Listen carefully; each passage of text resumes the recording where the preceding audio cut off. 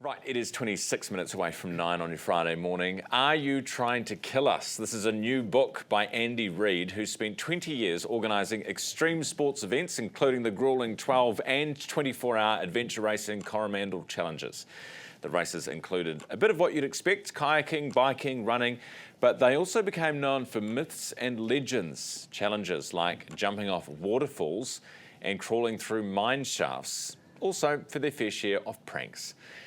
Andy Reid is the author and joins me at the desk this morning. Andy, good morning. Morning, Ryan. Good to have you on the program. Thank you. How did you first get into this extreme adventure sports stuff? Well, when I moved to New Zealand in about '93 from London, and I took part in the Coast to Coast. So that was how I got into it. That was your first indoctrination? Yeah.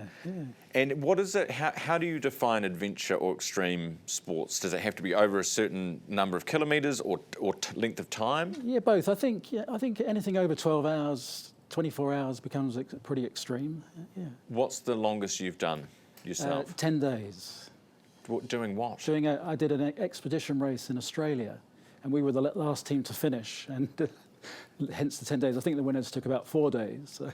And so what disciplines are you doing in over those 10 days? Well, the key ones are kayaking, mountain biking, and trekking, and yeah, they're the three key ones. Is it easy to sleep? Because it looks, people think about you need to have some energy to be doing this. I imagine you're pretty knackered by the end of the day. You'd be lucky not to fall asleep on the bike. You do, yeah. You get so exhausted, you just sleep by the side of the road, and sometimes just for an hour.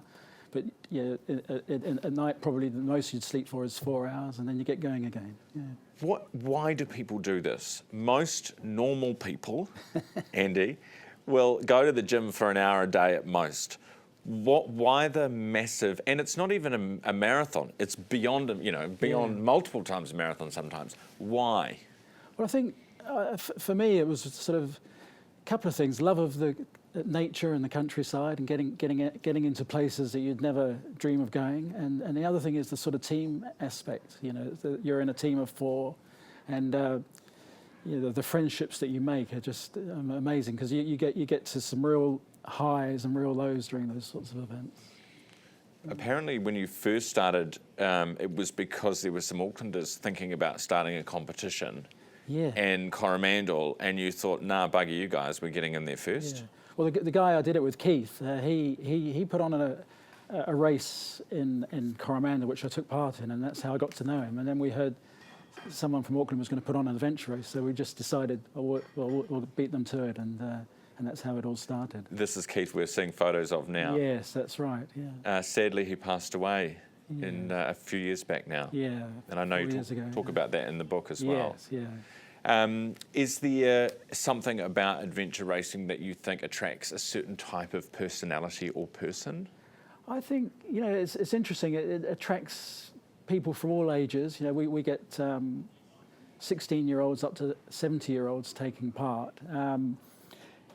Our first event, we had 85% of the field were sort of guys, and 30 plus, and by the end of the 20 years, 55% of the field were women, and 30% of the field were school kids. So it's got a wide-ranging appeal.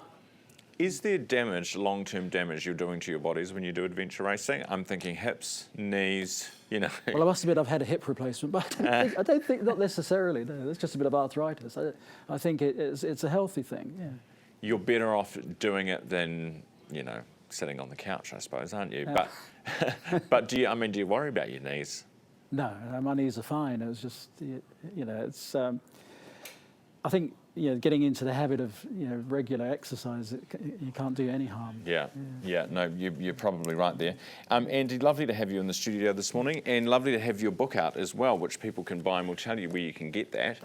Thanks for coming on the show this morning. Thank you very much, Ryan. Yeah. That's Andy Reid, author, Are You Trying to Kill Us? You can get a copy of this book from organising.co.nz.